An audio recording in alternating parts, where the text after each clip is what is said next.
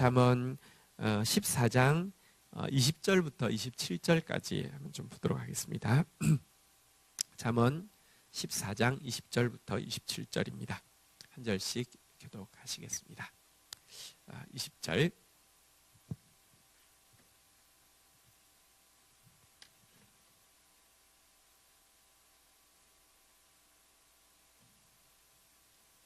제가 읽겠습니다. 가난한 자는 이웃에게도 미움을 받게 되나 부유한 자는 친구가 많으니라.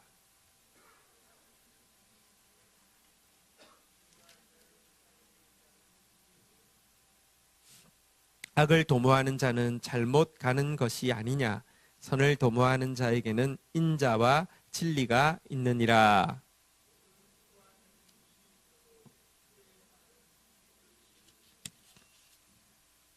지혜로운 자의 재물은 그의 면류관이요 미련한 자의 소유는 다만 미련한 것이니라.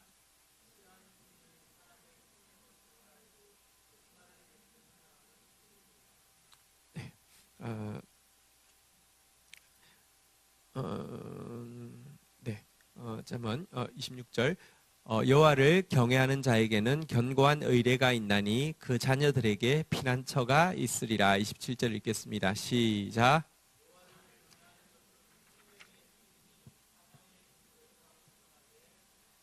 아멘. 네.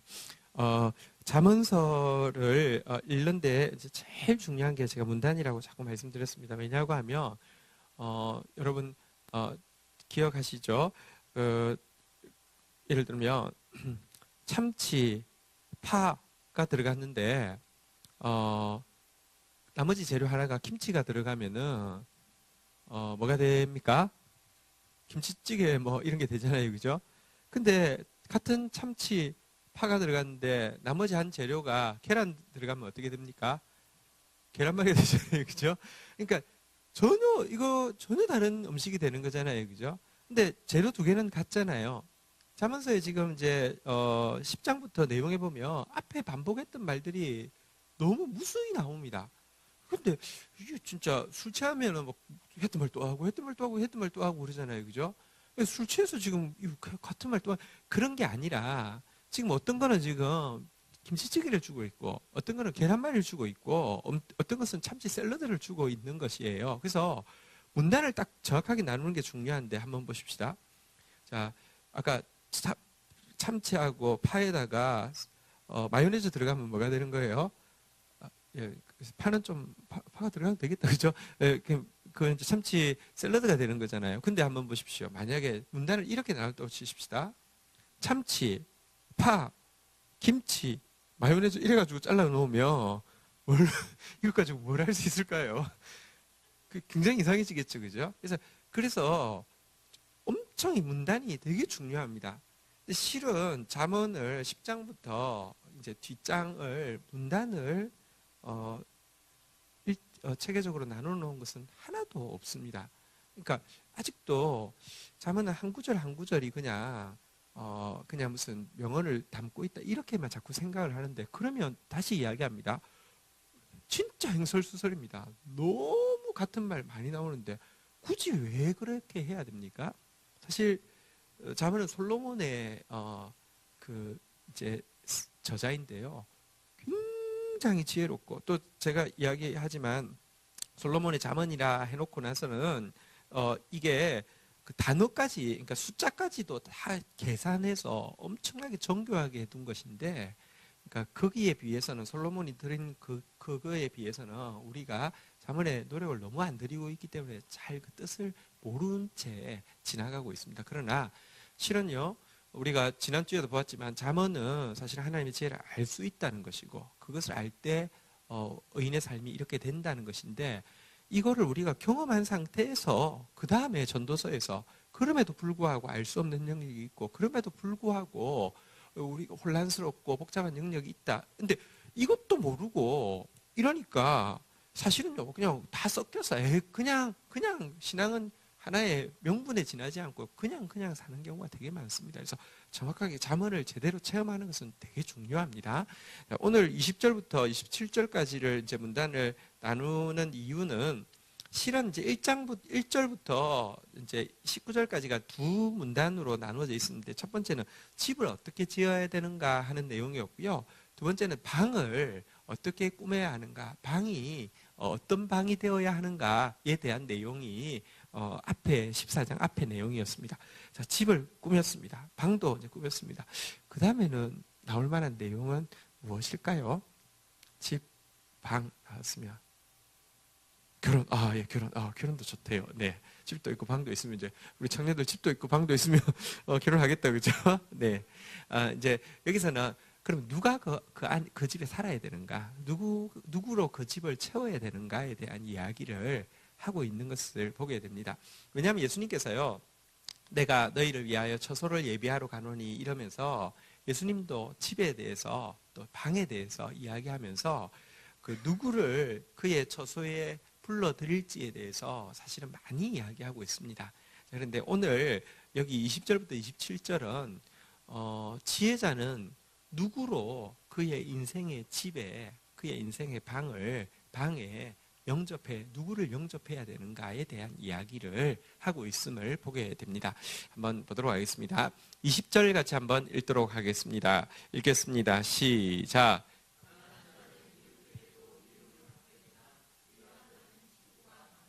원문을 보면 가난한 자는 이웃에게도 미움을 받게 되거니와 부유한 자는 사랑받음이 많으니라, 이렇게 친구가 많으니라가 아니라 이제 사랑받음이 많으니라 이렇게 돼 있는데요. 참 그렇습니다. 가난한 자는 가까운 이웃한테도 괜히 미움을 받는데요. 부유한 자는 여기 이웃 아닙니다. 모르는 사람인데도요, 사랑을 많이 받는다 이렇게 돼 있습니다. 세상의 법칙이죠. 그렇지 않습니까? 이 가난한 자는요, 내가 받는 피해 없이요, 막 부담스러워하고 미워하는데, 부자는요, 내가 받는 이익 없어도요, 괜히 좋게 여기고, 뭐 이렇게 귀하게 여기고, 이런 경향이 우리 속에 다 있습니다. 한편으로는, 가난한 사람은 혹시 자기에게 짐이나 부담이 되지 않을까 해서 회피하는 것이겠죠.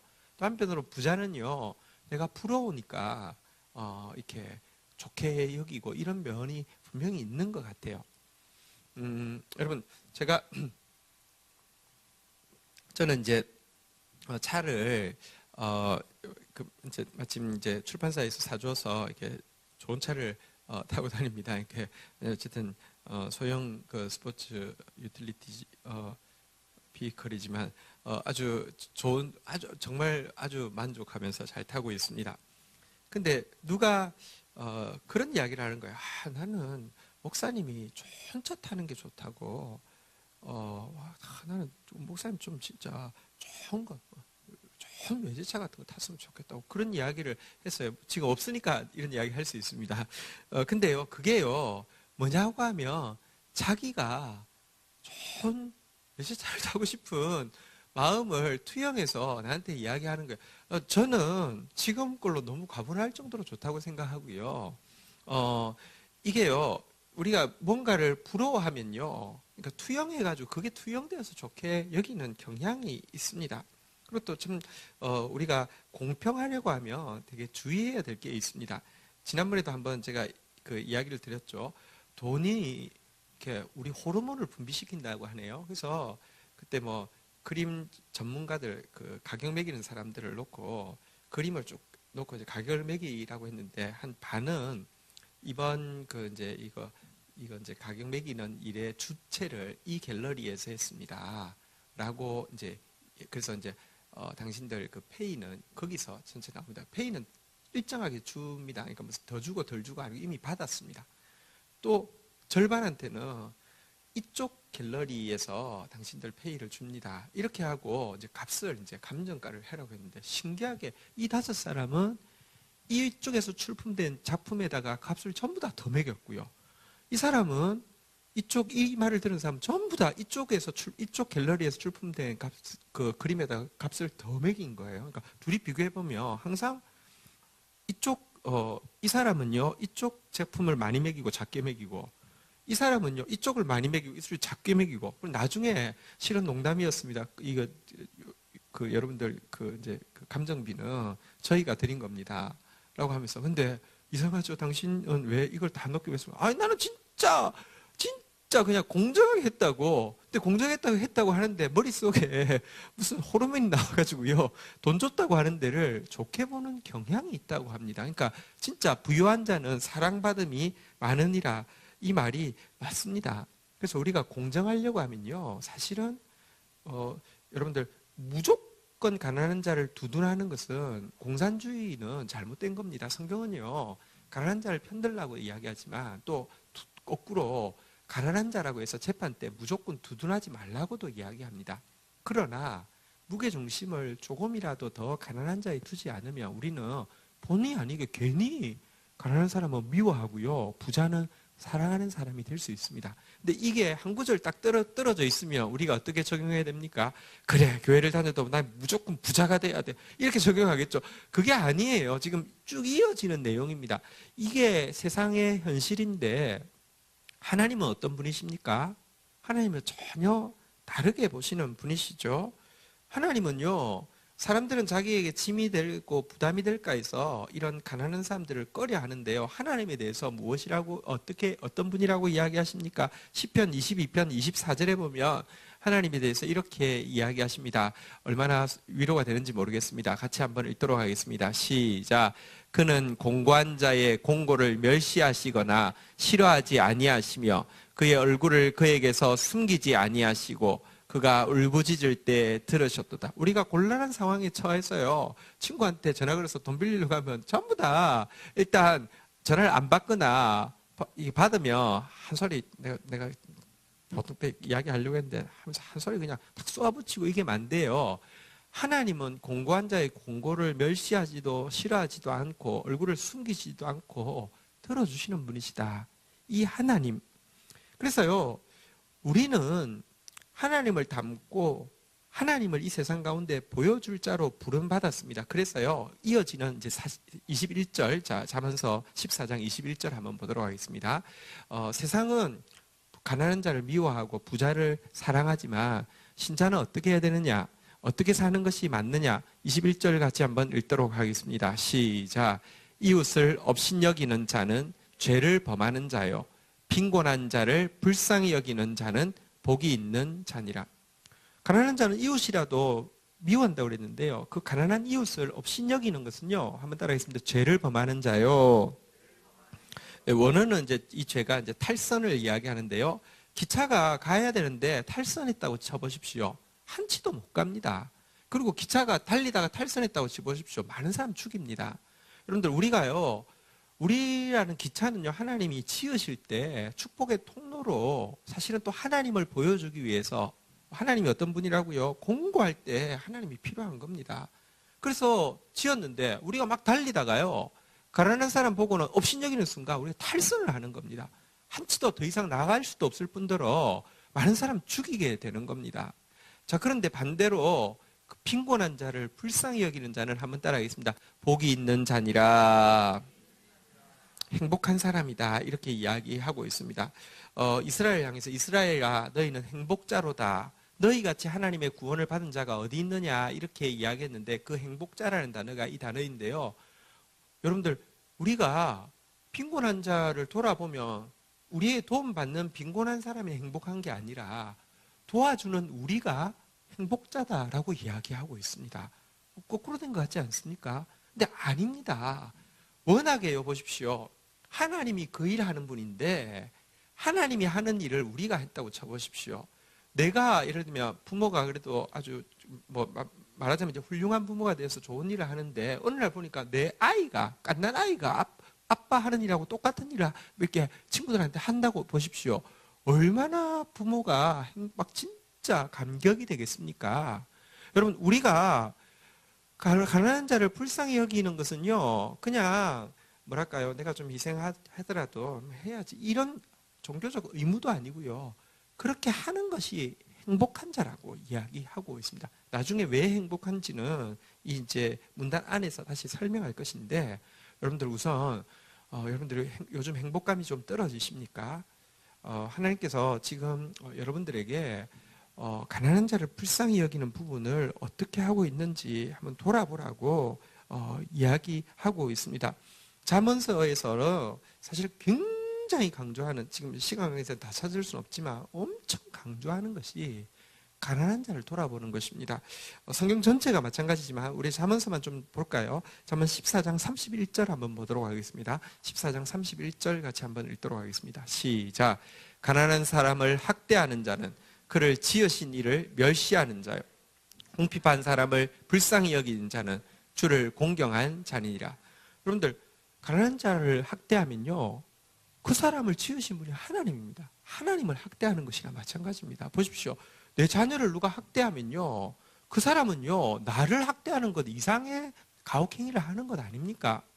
그런데 궁핍한 사람을 불쌍히 여기는 자는, 여러분들, 궁핍한 사람을 우리가 불쌍히 여기고 있으면 하나님을 공경하는 자. 내가, 내 자녀가 어려운 처지에 있는데 누가 이렇게 도와줬다고 하면, 여러분, 그 부모인 내가 만약에 훌륭한 사람이었다고 하면, 여러분들, 그 사람한테 내가 너무 이렇게 존경을 받은 거가 되는 거잖아요. 그죠? 우리 한 번 더 보겠습니다. 잠언 19장 17절 같이 한번 읽도록 하겠습니다. 잠언 19장 17절 같이 한번 읽도록 하겠습니다. 읽겠습니다. 시작.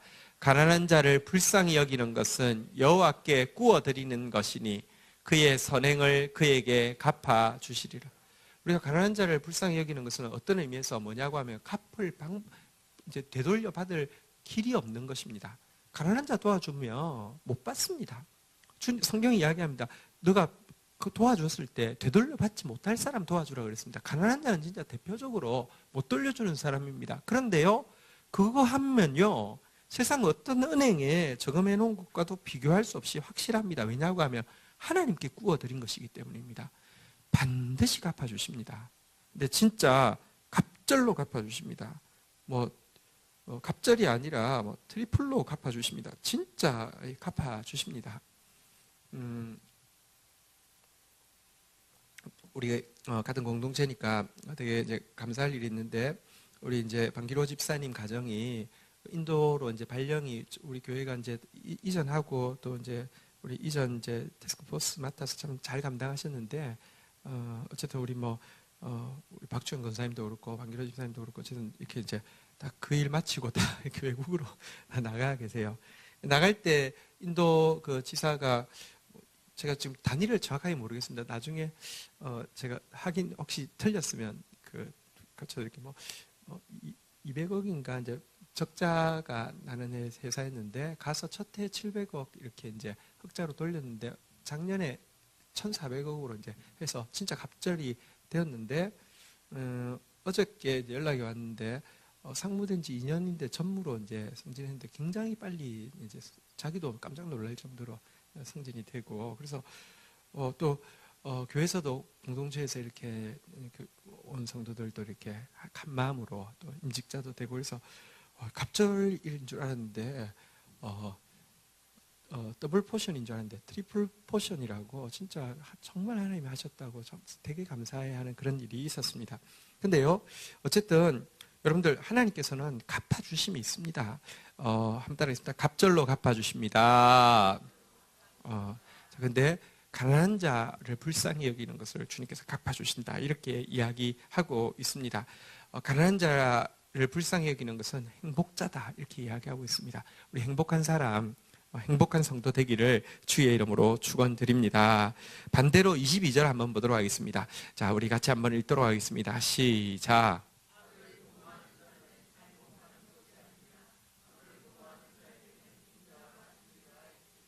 여러분들, 내가 인생을 잘 가는지 잘못 가는지 아주 중요한 기준이 있습니다. 내가 지금 성실하냐 성실하지 않느냐, 내 통장에 잔고가 늘어나느냐 줄어드느냐, 이게 아닙니다.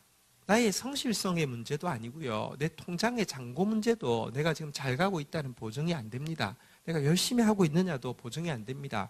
진짜 보증은 무엇이냐고 하면요, 내가 여기 지금 이제 내 이웃에게, 특별히 가난한 이웃에게 악을 도모하느냐 선을 도모하느냐. 다시 이야기합니다. 나 악을 도모한 적 없는데요. 자, 그런데 선을 도모한 것이 없으면 악을 도모한 겁니다. 선을 도모한다는 게 무엇이냐고 하면 한번 따라하겠습니다. 인자와 진리가 있으리라. 여러분, 가난한 이웃을 향해서 인자함이 있고, 이 진리라는 것은 보통 진리로도 번역하고 성실로도 번역하는데, 성실함이 있으면 내가 선을 도모하고 있는 것이고, 인생길을 잘 가고 있는 것입니다. 그런데 내가요, 가난한 이웃을 향해서 인자한 마음도 성실한 행동도 없다고 하면, 여러분들, 나는 지금 내 인생길을 잘못 가고 있는 것입니다. 나는 지금 내 도모가 열심히 뭔가를 도모하고 있는데 핵심을 빠뜨리고 도모하고 있는 것이고 잘못된 도모를 하고 있는 것일 수 있습니다. 여러분들, 우리가 진짜 이 도모하는데요. 사람들 다 도모하고 있습니다. 뭔가를 도모하고 있습니다. 근데 이 도모에서 정말 다시 말하면 가난한 자를 향한 인자와 진리가 인자와 성실이 있는 삶을 사는 거 너무 중요합니다. 여러분들 누가복음 6장 35절 한번 보도록 하겠습니다. 예수님은 이렇게 가르치고 있습니다.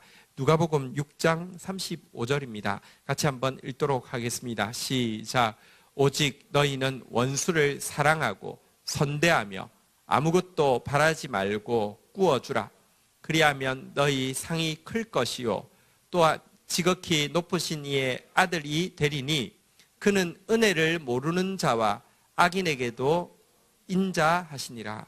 여러분들, 이 인자한 마음 그리고 성실한 행동이 우리 가운데 있어야지 인생을 지금 잘 도모하는 것이고 잘못 가는 게 아니라 바른 방향으로 가는 것입니다.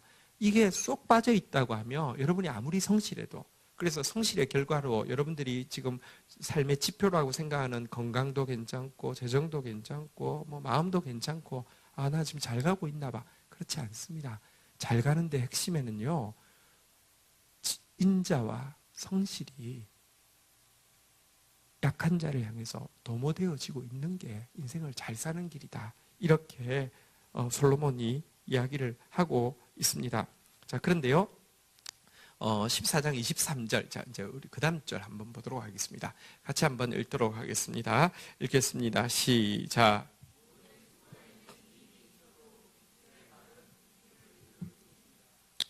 여러분, 이 구절 역시 진짜 여러분 한국 음식 모두에 거의 파가 다 들어가는데요. 파처럼 너무 많이 나오는 구절입니다. 근데 지금 여기서 사용되어지고 있는 모든 수고에는 이익이 있지만 입술의 말은 궁핍을 이룰 뿐이다. 이 말은 무슨 말일까요? 말 많이 하지 말란 말일까요?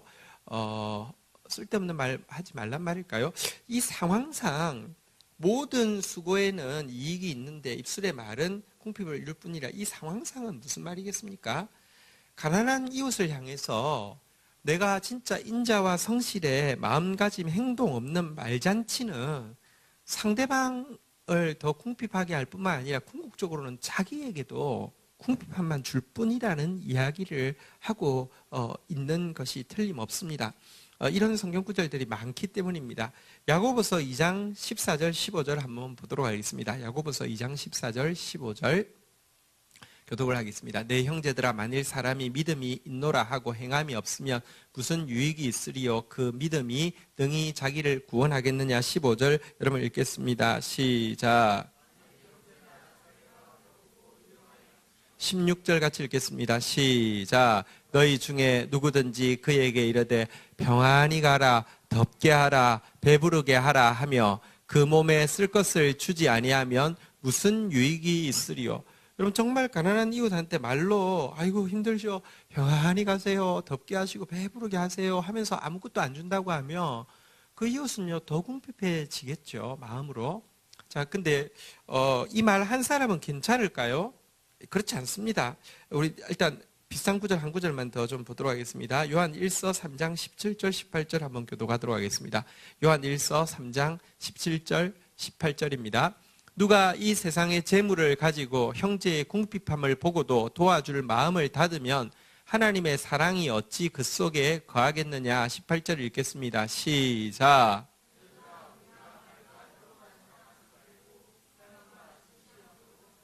이 진실함이 아까 진리 또 성실이라고 번역한 것인데요. 말로만 사랑하는 것은요, 아무 자기에게도 유익이 없고 상대방에게도 유익이 없고요, 상대방에게 궁핍을 이룰 뿐이고요, 자기는 괜찮으냐, 전혀 그렇지 않습니다. 우리가요, 그냥 그래도 뭐 말이라도 해주면 낫지. 뭐 모른 척 하는 것보다 가서 아유 잘 사세요. 그 낫지. 돈 안 들이고 이렇게 좋은 건데 뭐 하면 되지. 아니요, 하나님은요 그렇게 헛된 말 책임 못 질 사실은 마음 없는 행동 없는 말 한 것을 가지고요 하나님께서 절대로 궁핍함을 이룰 뿐이지 그냥 말 안 하는 것보다 낫게 하지 않습니다. 성경에 보면 하나님께서 심판하실 때 이렇게 갚아주신다고 하는데요. 히브리서 6장 10절 한번 볼까요? 히브리서 6장 10절을 한번 잘 보시겠습니다. 같이 한번 읽도록 하겠습니다. 읽겠습니다. 시작. 하나님은 불의하지 아니하사 너희 행위와 그의 이름을 위하여 나타낸 사랑으로 이미 성도를 섬긴 것과 이제도 섬기고 있는 것을 잊어버리지 아니하시느니라. 하나님 불의하지 않았어요. 행동으로 사랑으로 섬기고 있는 거 잊어버리지 않는데요. 반대로 이야기하면 하나님 불의하지 않으시기 때문에 행동 없고 말로만 그래가지고 실질적으로는 섬기지 않았고 옛날에도 섬긴 적이 하나도 없고요. 제대로 없고요. 지금도 안 섬기고 있는 거 잊어버리지 않습니다. 여러분 립서비스 많이 했다고 하나님은요 립서비스 많이 한 거는 제로가 아니라 그만큼 마이너스가 되게 하실 것입니다. 왜냐고 하면 말은요 행동이 따라야 되는데 말해놓고 안 한 것은 마이너스로 다 상쇄해가지고 왜냐하면 상대방 보십시오. 차라리 말을 하지 말지 말해놓고 도와주지 않는 거 말로만 이렇게 해놓고 도와주지 않는 거 그거 하나님 진짜로 더 빼신다니까요. 그런 지금 이야기를 하고 있습니다. 여러분 어쨌든 우리가 하나님 앞에서 정말 이 가난한 자를 여러분들 그 인자와 성실함으로 돌아보는 사람이 되지 입술로만 나불나불거리는 그런 말쟁이가 절대로 되어서는 안 되는데요. 자, 14장 24절로 이제 가도록 하겠습니다. 같이 한번 읽도록 하겠습니다. 읽겠습니다. 시작.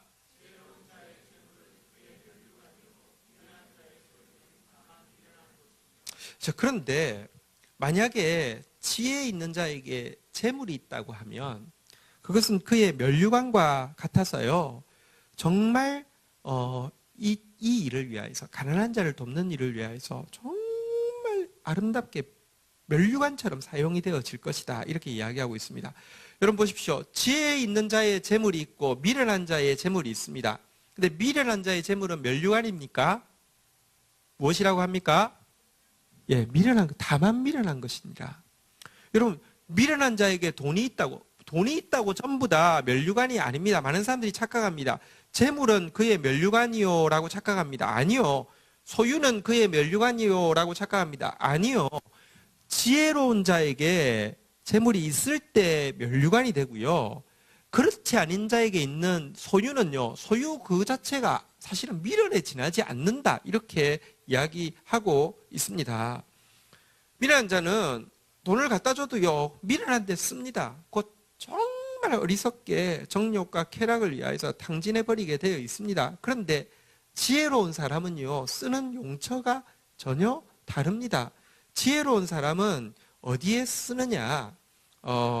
사람 살리는 데 쓰게 되어 있습니다. 25절은 조금 이따 설명할 건데 25절 한번 내려보십시오. 이어지는 25절에 진실한 적인 한번 따라하겠습니다. 사람의 생명을 구원하여도 다시 이제 윗절로 가겠는데요. 어쨌든 지혜로운 사람의 재물을 뭐 하는 데 쓰냐고 하면 사람 살리는 데 쓰게 되어 있습니다. 그래서 지혜로운 자에게 있는 재물은 면류관이 됩니다.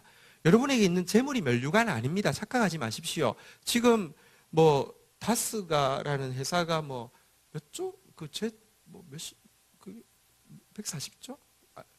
아니, 재산 규모, 그러니까 그 전체 규모가 엄청나다고 하네요.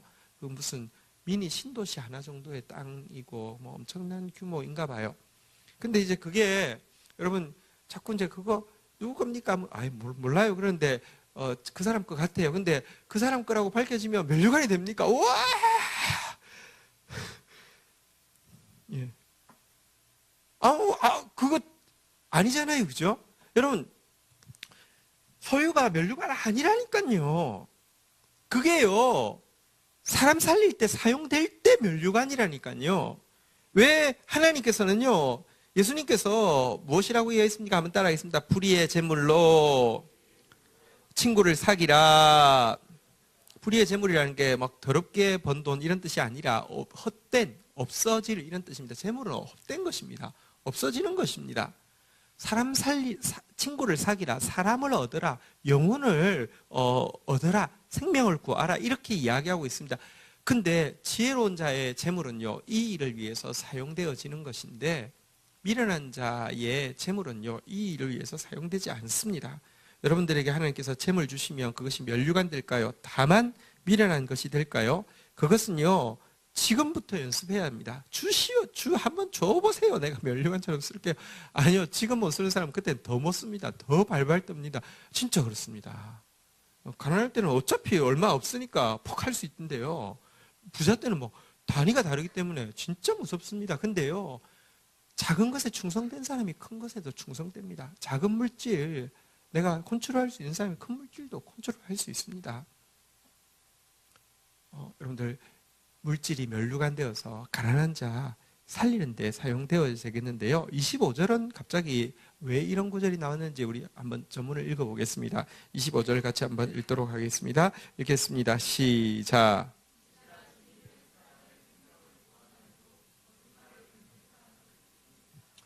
갑자기 가난한 자 이야기하는 것까지는 좀 이해가 되시죠? 지금까지는 좀 이해가 되셨죠? 근데 진실한 증인은 또 왜 나왔고 거짓말 뱉는 사람은 왜 나왔느냐? 이거는 좀 무슨 상관이냐? 여러분, 사실 요즘만이 아니라 옛날에도 그랬겠죠. 무엇입니까? 유죄, 유전, 무죄 이런 말이 옛날에도 마찬가지였을 것입니다. 여러분들, 가난한 사람들은요, 억울하게, 가난한 사람들은 못 배우기도 쉽고, 가난하고 못 배운 사람들은요, 예수님 시대에도 서기관들이 주로 이제, 예를 들면 동사무소 이렇게 서기 같은 그런 역할도 했기 때문에 땅 문서 조작해가지고 무수히 빼가고, 그래서 억울한 일을 당하는 일이 참 많았었습니다. 자, 그런데요, 가난한 사람이 억울한 일 당할 때에, 여러분들 어떤 사람은 진짜, 그 사람 편에 서서요, 이렇게 지금 이제 진실한 증인, 이제 가난한 사람을 위하고, 가난한 사람을 품을 줄 아는 사람, 진실한 증인이 되겠죠. 그런데 대부분의 사람들은요, 거짓말하는 사람들은 속인다 그랬는데, 이 속인다는 단어는 이제, 원어의 뜻은 이제 배신한다는 뜻인데요.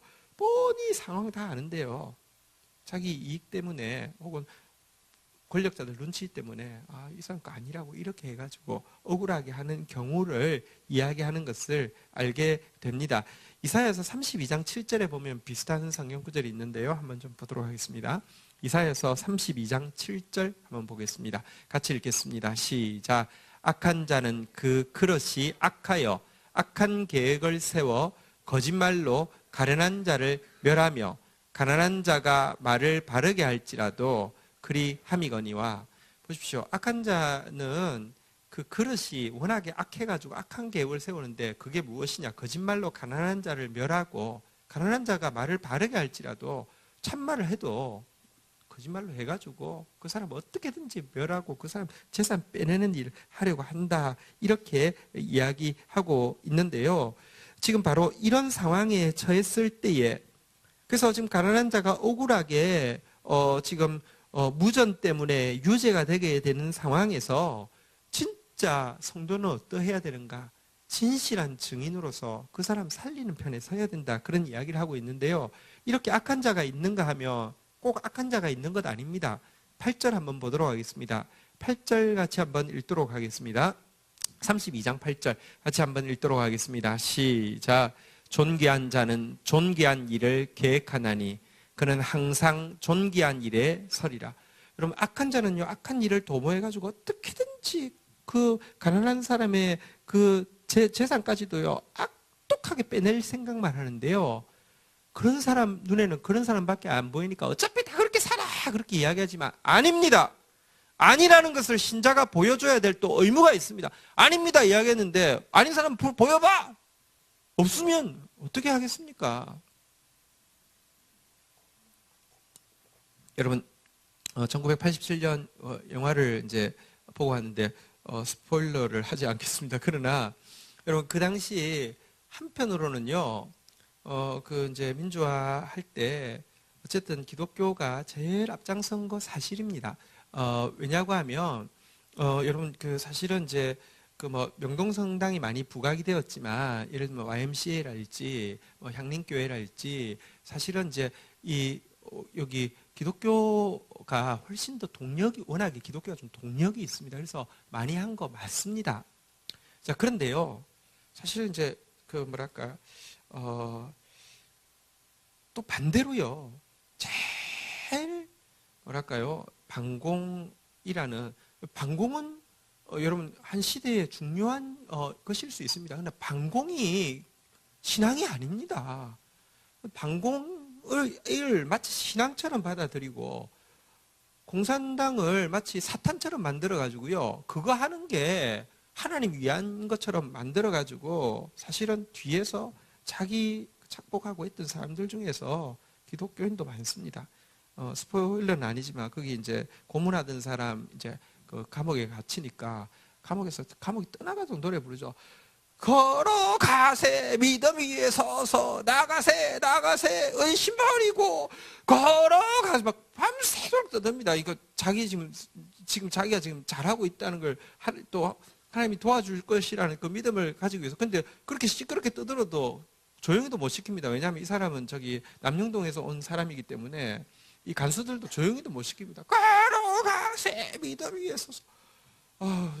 되게 그 노래를 듣고 있을 때 참 고문과 같았는데요. 기독교인들 믿음 위에 선다는 게 도대체 무엇일까요?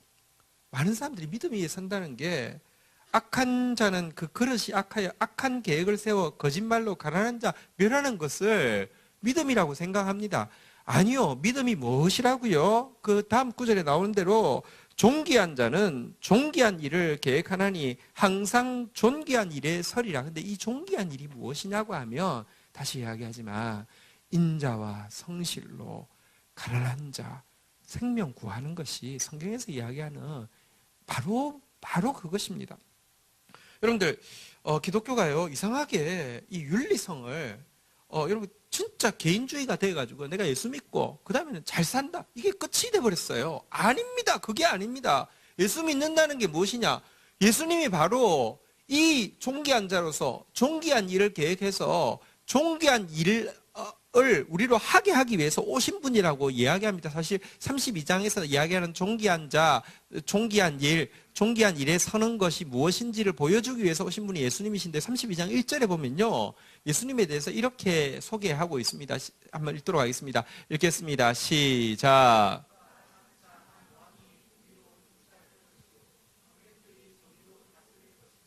여러분 그 예수님이 하시는 일이 제일 중요한 게 한번 따라하겠습니다. 공의와 정의. 제가 계속 이야기하지만 공의 혹은 의가 뭐라고요? 말씀이에요. 근데 말씀을 실행하면요 정의가 되는데요. 정의는 미슈파트라는 게 무엇이냐고 하면 미슈파트라는 것을 성경에서 이렇게 번역을 할 때 몇 가지로 번역하는데요. 한번 따라하겠습니다. 주의 법도를 내게 가르치소서. 법도라고 할 때 미슈파트로 번역되는 단어가 많고요. 일단은 여러분 말씀을 모르는 사람이 정의 이야기할 수 없습니다. 전두환이가 제일 많이 쓴 말이 정의사의 구현입니다. 그러면서요 연설할 때 정의를 강물처럼 공의를 하수처럼 진짜 무슨 뜻인지도 모르면서 미친놈이죠. 정말. 근데요 여러분 보십시오. 이 공의와 정의가 뭐가 다르냐면 공의를 일단 내가 배워야 이 주의 법도를 한번 다시 따르겠습니다. 주의 법도를 내게 가르치소서. 그게 정의입니다. 정의가 법도로 번역되고요. 두 번째는요. 한번 따르겠습니다. 공평하게 판단하게 하소서. 판단할 때 나한테부터 정확하게 공평하게 판단하는 거. 이게 정의입니다. 그리고 나서 그러나 대부분은요. 이 판단 그리고 법도라는 단어를 제외하고는요. 주로 정의라고 번역되는데 정의가 구체적으로는 무엇입니까? 한번 따라하겠습니다. 약한 자를 돌아보게 하소서. 약한 자 돌아보는 거. 이것이 존귀한 자가 존귀한 일을 계획해서 존귀한 일에 서는 행위입니다. 그리스도인들이 이런 사람이 되어야 됩니다. 자, 그런데요, 지금 여기까지 이제 내용이 우리가 20절부터 25절까지의 내용을 쭉 보았는데요. 여기까지 보면 지금 이제 집을 짓고 이제 방을 꾸며서 사람을 맞아들여야 되는데, 성도는 어떤 사람을 그 집에 맞아들이는 것이 맞는가에 대해서 답이 나오는데요. 그것은 무엇이냐고 하면 이 약한 자, 가난한 자를 품는 것이 하나님의 집인 교회, 또 하나님의 백성인 성도가 해야 될 일이다. 이렇게 지금 이야기하고 있습니다. 여러분, 예수님께서 내가 처소를 예비하러 간다 그러셨는데요. 예수님께서 처소를 예비하시고 사람을 초청하는 비유를 성경의 혼인잔치 비유에서 이야기하고 있는데요. 많은 사람을 초청하지만 사실은 아무도 안 옵니다. 그래서 어떻게 합니까? 누가복음 14장 21절 한번 보도록 하겠습니다. 21절, 누가복음 14장 21절 같이 한번 읽도록 하겠습니다. 시작. 종이 돌아와 주인에게 그대로 고하니 이에 집주인이 노하여 그 종에게 이르되 빨리 시내의 거리와 골목으로 나가서 가난한 자들과 몸 불편한 자들과 맹인들과 저는 자들을 데려오라 하니라. 여러분들, 하나님의 교회는요, 하나님의 집은요, 성도가 해야 될 일은요, 성도가 품고 영접해야 될 것은요, 교회가 이 땅 가운데 존재해야 되는 거, 이 일을 위해서 존재하는 것입니다. 주인이 종에게 이르되 길과 산 울타리로 가서 나가서 사람을 강건하여 데려다가 내 집을 채우라. 여러분들, 약한 자 품는 것이 교회가 해야 될 가장 존귀한 일이고요, 가장 행복한 일이다. 이렇게 이야기하고 있습니다. 또한 약한 자를 품는 자들로 하나님께서 교회, 하나님의 천국을 채우실 것입니다. 마태복음 25장 37절부터 우리가 잘 아는 비유 내용을 한번 보십시오. 양과 염소를 가르칠 때 마태복음 25장 37절부터 보면 한 절씩 교독할까요?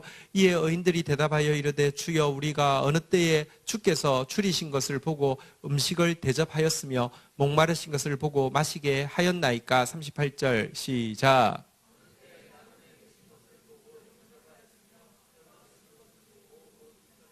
어느 때에 병드신 것과 옥에 갇히신 것을 보고 가서 배웠나이까 하리니.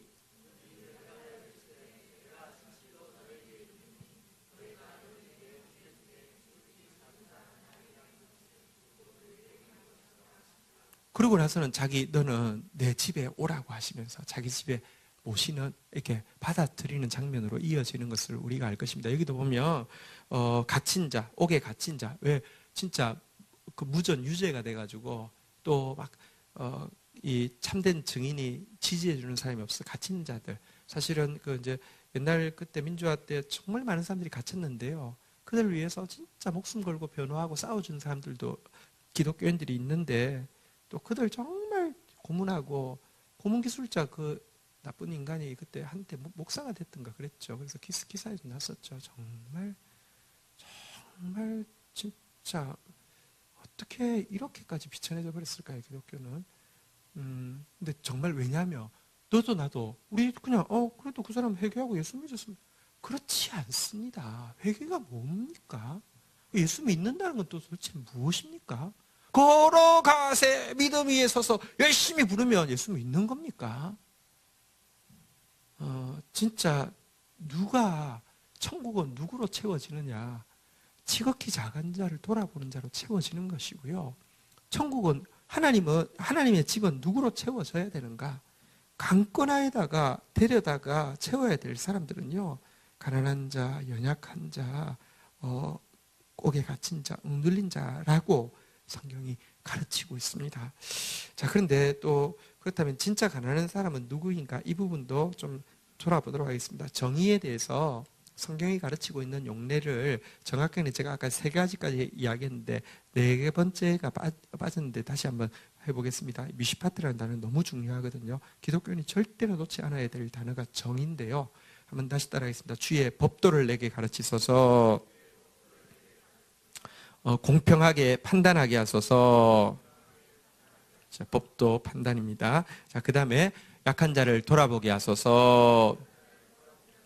약한 자를 돌아본다고 했는데 그게 무엇이냐? 구체적인 용례로 보면요, 약한 자와 함께 계속 여러분들 나오는 표현이 뭐냐고, 가난한 자와 함께 계속 나오는 표현이 뭐냐고 하면 갇힌 자를 자유케 한다는 표현이 나오는데요. 한번 따라하겠습니다. 영혼을 자유케 하는 사람 되게 하소서. 감옥에 있다고 다 갇힌 자일까요? 감옥에 없는 사람은 다 자유한 사람일까요? 미시파트, 정의의 굉장히 핵심적인 내용은 무엇이냐고 하며 영혼을 자유케 해주는 것을 이야기합니다. 진짜 가난한 사람은 누구입니까? 성경에 보면요, 심령이 가난한 자는 복이 있나니 천국이 저희 것임이라 그러면서 심령이 가난한 자가 천국에 들어간다 이렇게 이야기했는데요. 똑같은 천국이 저희 것임이라 라고 됐던 말이 무엇이라고요? 한번 따라하겠습니다. 의를 위하여 핍박을 받은 자는 복이 있나니. 의가 뭐라고요? 말씀입니다. 여러분 진짜 가난함은 무엇이냐고 하면요, 여러분 성도들이 자꾸 가난해야 되고요, 또 가난한 사람만이 가난한 사람을 돌아볼 수 있습니다. 내가 하나님 말씀을 진짜 신뢰하고 믿기 때문에, 하나님 말씀을 신뢰하고 믿기 때문에 정말 가난해진 사람이 사실은 진짜 가난한 사람이고요, 이렇게 하나님 말씀 믿고 가난해져 본 사람이 가난한 사람을 돌아볼 수가 있습니다. 여러분 다윗이 사실은 왕이 되게 하기 위해서 하나님께서 하시는 수업이 13년간이나 도망자 신세를 하게 했는데요. 사실은 13년간 도망자 신세를 하는 것에 중요한 레슨이 뭔지 아십니까? 가난한 자를 진짜로 이해하게 하는 훈련입니다. 다윗은요, 사실은 어떤 의미에서 이해력이 되게 부족할 수 있습니다. 한번 잘 생각해 보십시오. 다윗은 어릴 때부터 혼자서 양들하고 지냈습니다. 저도 어릴 때부터 약간 혼자 놀기를 너무 좋아했습니다. 그래서 혼자 있을 때 하나도 심심하지 않았습니다. 다윗은 혼자 있어서 막 심심한 게 아니라 시도 쓰고 물맷돌도 돌리고 혼자 잘 노는 아주 왕따의 기질이 충만한 사람이었습니다. 게다가 왕따인데 막 그런 거 있잖아요. 무슨 장난감 같은 거 막 막 괴물로 만들고 막 이렇게 이런 왕따가 아니라 엄청 착한 왕따 있잖아요. 혼자서 이렇게 잘하는. 사실은 여러분들 그가 기름 부음 받아서 골리앗을 죽일 때까지 어떤 흠도 안 보입니다. 부모님 말씀도 순종 잘하지요. 뭐 이렇게 형들한테도 깍듯하지요. 일도 잘하지요. 그리고 부모님한테 서운해하지도 않지요. 참 좋습니다. 그런데요, 좋은 사람 세워가지고 너 좋으니까 너 잘하겠네, 너 하면 왕해봐. 아니요, 그렇지 않습니다. 좋은 걸로 치면 사울도 괜찮았어요. 하나님께서 왕 삼으시기 위해서 하신 첫 번째 훈련이 무엇이냐고 하면요, 본격적인 도망을 가자마자 무슨 일이 있었습니까? 제사장 아히멜렉 제사장에게 들어갔다가 너무 배고파서 들어갔다가 이제 진설병을 이제 먹고요. 그다음에 이렇게 이제 도망을 가야 되는데 무기가 없이 도망가는 게 무섭다고 생각해서 칼 있냐고 하니까 골리앗 칼 있다고 하니까 그것보다 좋은 게 어딨냐고 골리앗 칼도 받고 이렇게 해가지고 나오려고 하는데, 도액이라는 에돔 사람인데 이렇게 지금으로 말하면 농림부 장관이, 사울 정권의 농림부 장관이 된 사람이 있습니다. 근데 그 사람이 아마 어떤 종교적인 스펙을 쌓기 위해서 아마 이렇게 무슨 정결례를 하기 위해서 온 것 같아요. 그러니까 무슨 이건 신앙 때문에 온 게 아닙니다. 종교적인 스펙을 이제 하기 위해서 온 것 같습니다. 딱 보고는 저거 봐라, 큰일 나겠다 해서 내뺐습니다. 근데 여러분 내빼면 안 되죠. 그 사람이 어떻게 할지 보십시오. 그래서 이 제사장들이 사실은 이 도액이 출세하는데 제일 방해되는 그룹이 제사장 그룹이었을 겁니다. 막 이방인이고 막 이게 바르지 않다고 계속 딴지 걸어서 눈에 막 가시 같았는데, 제사장 그룹이 전부 다 왕이시여 사울에게 섰더라고요. 굴량미를 주고 칼을 주면서 주의 이름으로 기도, 이제 사울을 죽여버리고 왕이 기도하더라고요. 사울 꼭지 돌아가지고요, 제사장 전멸해버렸잖아요. 그죠? 보십시오. 다윗 괜찮았는데요, 그때 비겁해가지고, 그때 또 골리앗 칼 준다고 하는데 가져가면, 지금 블레셋으로 도망가는 사람이 골리앗 칼 가져가면 좋다고 하겠습니다. 이 사람이요, 긴장하고요 하면요 실력이 나옵니다. 이 바보 같은 짓을 한 거예요. 근데 도액을 봤으면 자기 그래도 골리앗을 죽이는 사람이 도액 못 죽이겠어요. 내 빼다가 제사장 다 죽였어요. 그러고 나서 여러분들 그가 도피를 하게 됐는데요. 그가 도피했을 때에 그 굴에 이상하게 하나님이 사람들을 보내는데 빚진 자, 가난한 자, 억울한 자들을 막 보냅니다. 한 600명이 그런 사람이 왔습니다. 도움 하나도 안 됩니다. 근데요, 옛날 같았으면요, 다윗은요, 왕따는 왕따지만 괜찮은 왕따고, 사실은 그런 사람들 이해가 잘 안 돼요. 그냥 열심히 살면 되는데 왜 저래 살아? 찾아가서 당당하게 딱 이야기하고, 억울한 것을 딱 풀고 하면 되지. 뭐 저렇게 살아? 이랬는데요. 그가 가난한 자, 억울한 자, 빚진 자들이 자기가요, 너무 큰 빚을 졌거든요. 그들을 품고, 그 아둘람 공동체가요, 억울한 자, 가난한 자, 빚진 자 잘 품고 있으니까, 때가 되니까 하나님께서요. 근데 그들만 데리고는 또 일이 안 되잖아요. 그죠? 때가 되니까 거기에 이제 성경의 역대기에 보면요, 이제 용사들을 보내기 시작합니다. 지혜롭고 힘 있는 용사들을 보내가지고요. 이게 이제 공동체가 되어서 약한 사람은 돌봄을 받고요. 또 우는 자들과 함께 울고요. 또 힘 있는 자들은요, 또 이들을 돌보고요. 또 이렇게 같이 승리하고요. 이런 공동체로 만들어가죠. 가는 것. 다시 말하면 가난한 자를 돌아보게 하는 훈련이 사실은요, 13년의 핵심 훈련이었습니다. 자, 그런데 어쨌거나 여러분들 그러나 그들이 경제의 문제가 회복되어진다고 이게 복음은 아닙니다. 경제의 문제를 떠나 이거 말고 심령만, 이것도 가짜입니다. 여러분, 예수회라는 데가 이제 개신교 운동의 반대로 이제 프로테스탄트 운동이 일어나고 나서 반대로 이제 선교를 엄청 열심히 했거든요. 예수회가요. 예수회가 이제 실적 늘리기 위해서 어떻게 하냐면 어느 지역에 가든지 고아원을 차려가지고 애들 모아가지고요. 교육해가지고 이제 영세받는 교육에서 영세하고 나서는 철수합니다. 그럼 고아들 다 굶어 죽습니다. 그래도 천국 백성 만들었으니까 자기 숫자가 올라갑니다. 정말 그게 어떻게 여러분들, 그게 진짜 그 마귀짓이죠. 근데 여러분 보십시오. 진짜 그거 해결해 준다고, 먹을 거 해결해 준다고 구원이 아닙니다. 진짜는 또 영혼을 자유케 해줄 수 있어야지 되는 것이죠. 어쨌든 우리 공동체가 오늘 우리 이 교회가 세워질 때에 진짜 이 교회가 무엇 해야 되는지 정말 이렇게 돌아보아야 되겠습니다. 이 일을 하기 위해서 교회가 필요한데요. 자, 그러면 어떤 보상이 있는지 한번 보도록 하겠습니다. 오늘 제가 왜 이렇게 말이 길어졌죠? 14장 26절 한번 보도록 하겠습니다. 방학이니까 괜찮습니다. 예, 빨리 마칠게요. 자, 14장 26절 같이 읽겠습니다. 시작.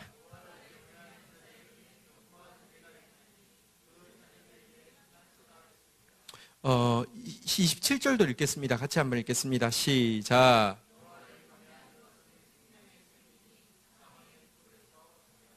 위에 쭉 가난한 자를 품는 것이 우리가 할 일이다 그랬는데요. 밑에 마지막 결론의 두 절에 공통적으로 나오는 단어가 있습니다. 무엇입니까? 여호와를 경외하는 것이죠. 사실은 여호와를 경외하는 것과 가난한 자를 품는 것은 성경에 거의 동의어입니다. 고넬료가 여호와를 경외하고 구제에 힘썼다 이런 표현이 있는데요. 여호와를 경외하며 여호와께서 지으신 약한 자들을 소중히 여기게 되어 있습니다. 자, 그런데 여호와를 경외하는 자에게 하나님께서 어떻게 축복하시는지 이렇게 이야기하고 있는데요. 26절에 보니까요. 한번 따라하겠습니다. 견고한 의뢰가 있나니, 확실한 안전이 있나니, 원어는 확실한 안전이라고 되어 있네요. 그 자녀들에게 피난처가 있으리라. 그래서 여러분 정말로 우리 공동체가요, 진짜 약한 자를 품고 소중히 여기고 나아가면요, 우리 다음 세대까지 확실한 안전이 동반되어집니다. 또 한 가지는요, 27절에 보니까 다음 세대뿐 아니라 여호와를 경외하는 것은요, 생명이 샘이 되어서 한번 따라하겠습니다. 사망의 그물에서 벗어나게 하느니라. 공동체가 연약한 지체를 돌아보고 품고 있으면요, 그만큼이나 우리가 헛된 그물, 사망의 그물이요, 뭐 사망 써놓은 그물이 아닙니다. 사실 유혹입니다. 근데 들어가면 죽는 겁니다. 여러분들, 우리가 근데 약한 자를 품고 있으면요, 헛된 유혹의 그물에 들어가지 않아서 내 생명을 지킬 수 있을 뿐 아니라 사실은 우리의 다음 세대를, 우리의 자녀의 생명을 확실한 안전으로 지킬 수 있다, 이렇게 이야기합니다. 여러분 잘 알려진 예화가 있죠. 그 장기려 박사 참 기독교 역사에 한국 기독교 역사의 참 자랑이고요. 또 우리 고신교단의 자랑이기도 한데요. 어쨌든 복음병원을 이제 고신교단에서 이제 장기려 박사님이 세우셨잖아요. 근데 그런 분을 또 쫓아냈다는 것을 교단에서 쫓아냈다는 걸 생각하면 또 너무 아픔이고요.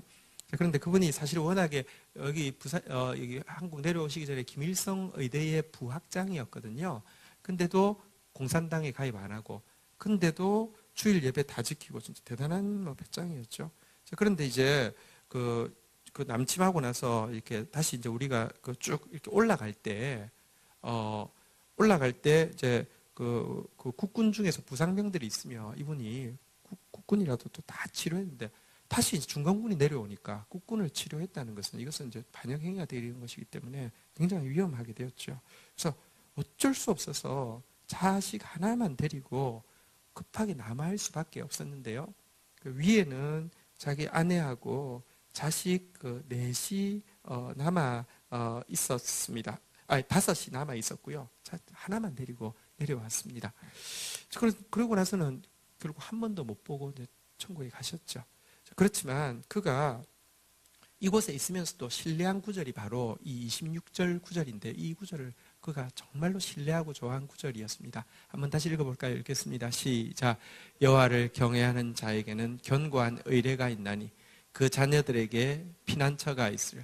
그래서요, 이곳에서 내가 지금 자녀, 아내와 자식 5 소식도 들을 수 없지만 이곳에서 내가 할 거, 다시 말하면 이곳에 가난한 자들 더욱 열심히 돌아보고 하며 하나님이 분명히 내 자녀들 확실한 안전으로 지켜줄 거라는 사실을 믿고요. 진짜 가난한 자들 정말 정말 존경스러운 그리스도인으로서 가난한 자들 돕고 살았잖아요. 그죠? 그랬는데 나중에 83년도에 제네바에서 국제적십자회의에 대표로 다녀온 사람이 북한의 장기려 박사의 가족 소식을, 근황을 듣고 와서 이야기했는데 80이 넘은 아내도 여전히 건강한 상태에서 신앙생활을 하고 있고, 그리고 자식 5이 첫째가 약학 박사, 둘째가 식품공학사, 셋째가 의학 박사, 넷째가 이론 물리학 박사, 5째가 교사가 되어서 자기 일을 하는데 신앙을 지키고 있다고 그렇게 이야기를 한 것을 여기 보았습니다. 그게 북한에서 어떻게 이게 가능할까요?